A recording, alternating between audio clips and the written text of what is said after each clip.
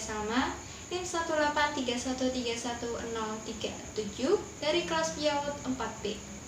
Kali ini saya akan mempresentasikan media pembelajaran yang saya buat. Dan untuk awalnya saya akan menjelaskan sedikit tentang pengembangan bahasa terkait dalam membaca, menulis, dan menyimak. Dan untuk membaca sendiri ini adalah kegiatan yang akan dilakukan oleh anak dalam meresepsi, menganalisis, menginterpretasikan dalam memperoleh pesan yang hendak disampaikan oleh penulis di dalam media tulisan.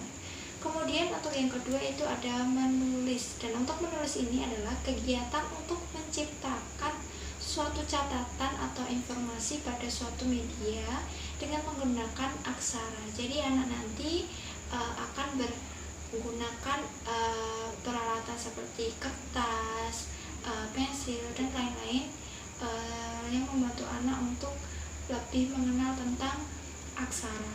Kemudian untuk yang menyimak adalah kegiatan memperdengarkan lambang-lambang lisan dengan penuh perhatian, pemahaman, dan apresiasi serta interpretasi untuk memperoleh informasi, menangkap isi atau pesan, serta memahami makna komunikasi yang sifatnya itu disampaikan oleh sang pembicara melalui ujaran atau bahasa lisan. Dan untuk yang selanjutnya, saya akan menjelaskan sedikit tentang pengembangan bahasa. Dan untuk pengembangan bahasa itu dimulai dari awal kehidupan manusia, dimulai dari sejak kecil atau bayi sampai dia dewasa atau tua. Dan untuk perkembangan bahasa seseorang itu tergantung dari banyaknya dia untuk berinteraksi atau berkomunikasi dengan orang sekelilingnya. Semakin banyak dia berinteraksi, maka semakin fasih atau ahli dia untuk mengolah bahasa. Dan untuk bahasa sendiri adalah kemampuan yang dimiliki seseorang atau manusia untuk berkomunikasi dengan manusia lainnya. Dan untuk selanjutnya ada pembahasan di mana untuk media pembelajaran itu memiliki beberapa fungsi. Dan untuk fungsi media pembelajaran dalam pengembangan bahasa khususnya untuk membaca, menulis, dan menyimak, di antaranya yaitu mengatasi keterbatasan ruang, waktu, dan lain-lain. Dan untuk mengatasi keterbatasan ruang itu misalkan ada beberapa objek yang terlalu besar atau terlalu kecil dapat dibantu dengan memunculkan atau menampilkan media berupa gambar, model, ataupun yang lain. Kemudian untuk hal mengatasi keterbatasan waktu, misalnya ada beberapa bahan pembelajaran di mana dibutuhkan untuk menampilkan peristiwa masa lalu. Nah, untuk menampilkan peristiwa masa lalu ini dibutuhkan sesuatu yang dapat membantunya, misalkan dengan menggunakan film, video, foto, ataupun yang lain. Kemudian fungsi yang lain adalah dengan adanya media pembelajaran akan membantu anak lebih semangat dalam belajar, karena bahwasanya kita tahu bahwasanya anak itu cenderung lebih suka belajar sambil bermain atau sebaliknya bermain sambil belajar. Jadi tidak menekankan kepada anak belajar secara yang serius ataupun monoton. Dan untuk yang selanjutnya saya akan menunjukkan beberapa media pembelajaran yang saya buat. Dan untuk yang pertama ini ada media pembelajaran yang terkait dalam hal membaca. Di sini saya beri nama lembar papan atau lembar tempel alfabet. Jadi di lembaran ini ada alfabet yang sudah sesuai dengan urutannya. Di sini ada juga perekat yang fungsinya nanti akan sebagai tempat untuk menempelkan huruf yang sudah ada warnanya. Jadi ini warnanya itu asalnya dari origami. Kemudian di belakangnya ini adalah kertas foto. Dan untuk cara mainnya itu nanti anak diminta untuk menempelkan potongan alfabet ini sesuai dengan tempatnya. Jadi misalkan ini ada huruf A, nanti ditempelkan di lembarannya sesuai dengan hurufnya.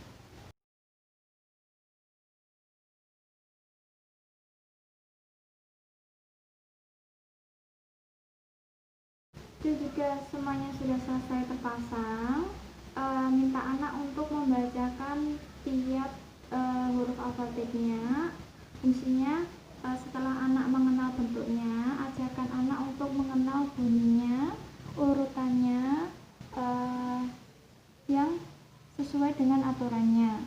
Selanjutnya yaitu media pembelajaran yang kedua, ini berkaitan dengan media pembelajaran untuk mengembangkan kemampuan menulis pada anak usia dini. Untuk media pembelajaran ini saya beri nama Writebook, yaitu kalau dalam bahasa Indonesia yaitu buku menulis.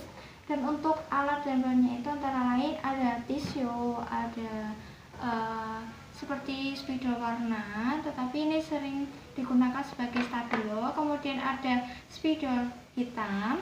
Kemudian yang paling awal dan paling dibutuhkan yaitu lembaran untuk menulis. Bentuknya seperti ini.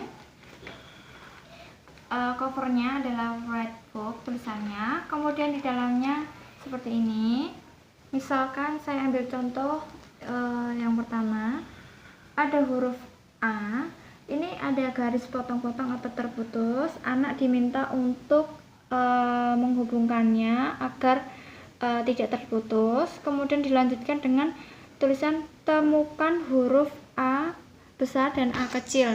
Nanti anak diminta untuk melingkari sesuai dengan huruf A besar dan A kecil. Kemudian selanjutnya itu anak diminta untuk menebalkan huruf yang dibentuk atau digaris secara terputus-putus. Ada huruf A kapital dan A kecil.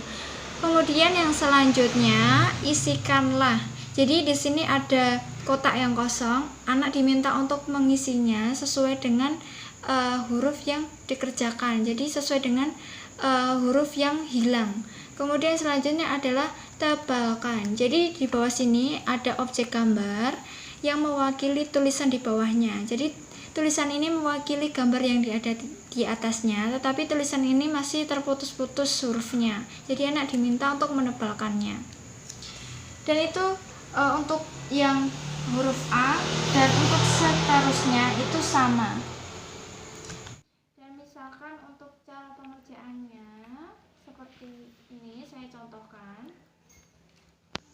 Saya ambil spidol atau stabilo berwarna agar lebih menarik bagi anak. Tetapi jika dirasa spidol ataupun bolpen warna kurang mendukung atau kurang berwarna di kertasnya, bisa menggunakan spidol warna hitam. Misalkan saya pakai warna biru.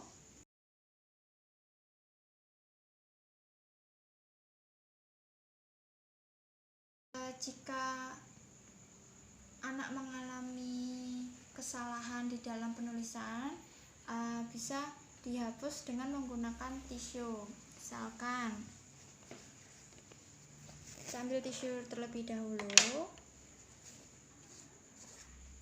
Untuk suatu kondisi atau peristiwa anak salah dalam mengisikan huruf atau kotak yang kosong ini, bisa dihapus. Lalu minta anak untuk membenarkannya. Yang selanjutnya adalah media pembelajaran yang ketiga atau yang terakhir. Saya menggunakan media yang bentuknya seperti ini, hampir sama modelnya dalam penggunaan boneka tangan, tetapi saya menggunakan alat dan bahan yang sederhana atau mudah didapatkan, yaitu belakangnya seperti ini dengan menggunakan kardus dan stik es krim, dengan di depannya ada gambar kambing, sapi, dan kuda. Cara bermainnya hampir mirip dengan dongeng, dan kali ini saya mengambil judul Tidak Boleh Malas Makan. Ada seekor anak kambing yang malas makan. Dia berkata, "Ibuku selalu saja menyuruhku makan, makan, makan terus, padahal aku malas makan." Kemudian anak kambing ini pergi dari rumah dan berjalan-jalan dan sesampainya di tengah lapangan ia melihat seekor sapi, atau lebih dilihat dia adalah ibu sapi. Dan ibu sapi itu sedang berolahraga di tengah lapangan, dan kelihatannya ibu sapi itu sangat sehat sekali, dan anak kambing sangat kagum dengannya. Dan kemudian ia mendekati ibu sapi. Ibu sapi, iya anak kambing, ada apa? Kelihatannya ibu sapi sangat sehat dan sangat kuat. Apa sih rahasianya? Oh, itu rahasianya. Aku itu kuat dan sehat karena aku tidak malas makan. Oh, ternyata tidak malas makan. Kemudian karena anak kambing malu dengan adanya sifatnya yang malas makan, kemudian ia meninggalkan ibu sapi. Ibu sapi, saya pamit dulu ya. Dadah.